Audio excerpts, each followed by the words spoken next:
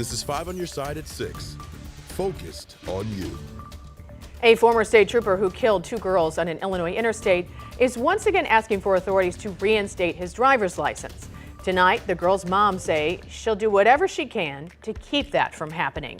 Thank you for being with us tonight. I'm Ann Allred. And I'm Mike Bush. 5 on your side's Christine Byers explains why this mom may soon have to relive the worst day of her life every 6 to 9 months in court. Christine. Mike, Jessica Ewell was 18 years old and her sister Kelly was just 13 years old when former Illinois State Trooper Matt Mitchell slammed head-on into their car. He was going 126 miles an hour, talking on his cell phone and using his police laptop. Kelly and Jessica's mother says keeping him from getting a license is the only way to make sure this doesn't happen again. Jessica and Kelly Ewell were leaving a family photo shoot the day after Thanksgiving in 2007 when former Illinois State Trooper Matt Mitchell hit their car and killed them. It happened along Interstate 64 near Scott Air Force Base. Their mother now runs a nonprofit to advocate for safer driving laws. I don't want anybody else to have to go through what their dad and I and their brother and sister have had to go through, and their friends and family. We suffer, every day. We miss them every day. There's a huge hole. Mitchell said he was rushing to a call for service, but emergency personnel were already at that call. No life is worth losing over something that's preventable like this. Mitchell got 30 months of probation, and his driver's license was revoked as part of a plea deal. He read a statement in court saying he was sorry for his actions. Then at his civil trial, he recanted that statement and said he was just doing his job. He didn't do anything wrong. So basically, he undid the apology that he had done literally 72 hours prior. Mitchell repeatedly tried to get his license back until former Secretary of State Jesse White said in 2014 that he wouldn't give it to him as long as he was in office. Alexei Janulius took office in January, and Mitchell is asking to get his license back again. Is there anything that Mr. Mitchell can ever do to prove to you he deserves his license back? If he's willing to take that accountability and take that responsibility, that would be a big step. Now, there's no limit to how many times Mitchell can ask to get his license back. There is a hearing scheduled for November 1st, and he's expected to present an alcohol use and mental health evaluation. As for whether Janulius will continue denying Mitchell his license like his predecessor did, his spokeswoman declined to comment. Christine, thanks. Right now, more than 200 steel and iron workers are temporarily laid off in the Metro East, and that number is expected to grow to more than 300.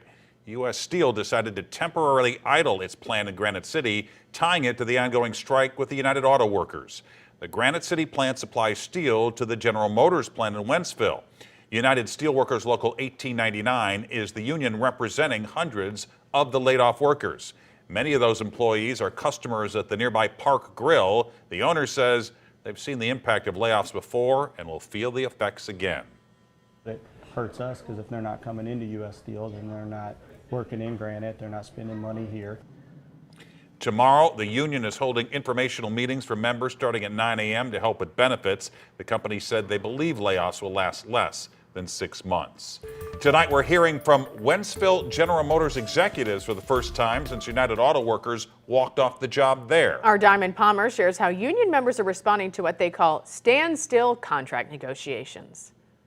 It's a historical offer, and it addresses the employees' needs. Eric Shellhorn is the acting executive director for General Motors in Wentzville. He says GM executives are working around the clock 7 days a week to bargain with the union.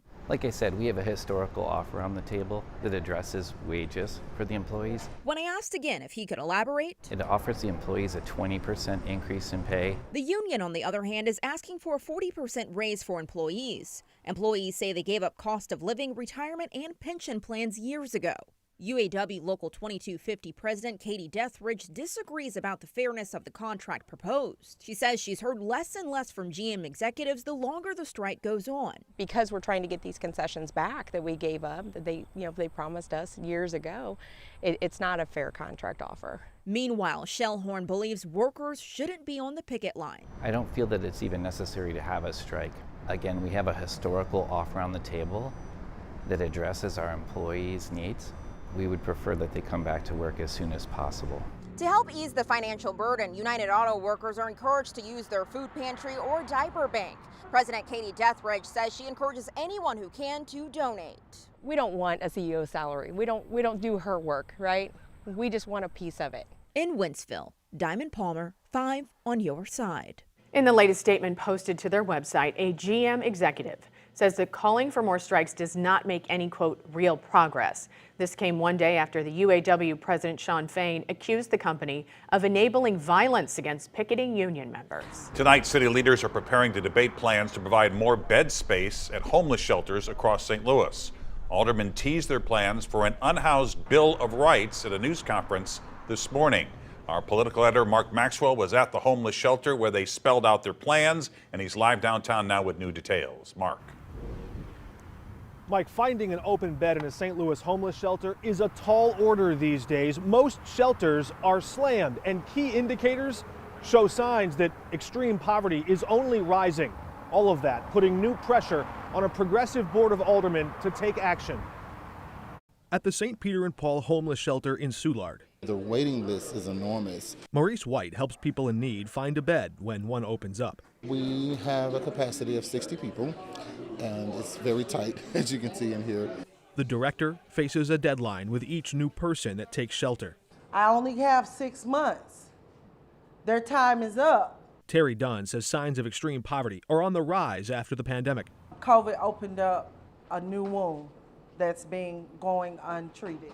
I had got behind my rent, then the COVID happened. We met Edward Lee by the food line. He's been in and out of shelters ever since, sometimes reaching the end of his stay during the coldest parts of the year. They put me out on New Year's Eve, where there's a lot of shooting on the west side. It left me for dead because it was a lot of gun shooting over there.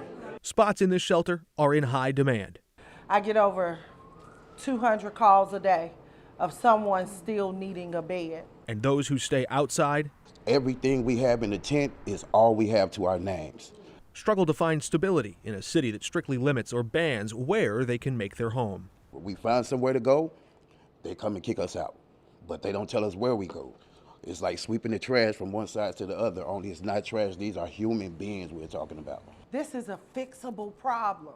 Alderwoman Alicia Saunier announced plans to propose an unhoused Bill of Rights, calling for the city to expand on-site services.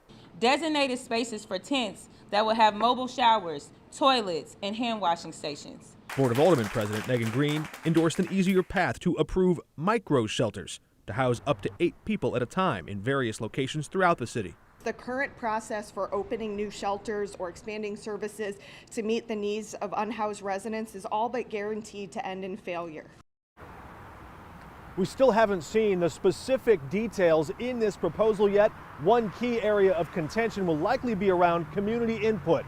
Right now, the process allows neighbors living around a proposed homeless shelter to pass petitions to approve it or deny it. And so far, for the last 15 years, President Green's office says that process has amounted to an all-out ban. Not once has it worked to open a new homeless shelter. Reporting in St. Louis, Mark Maxwell, 5 on your side.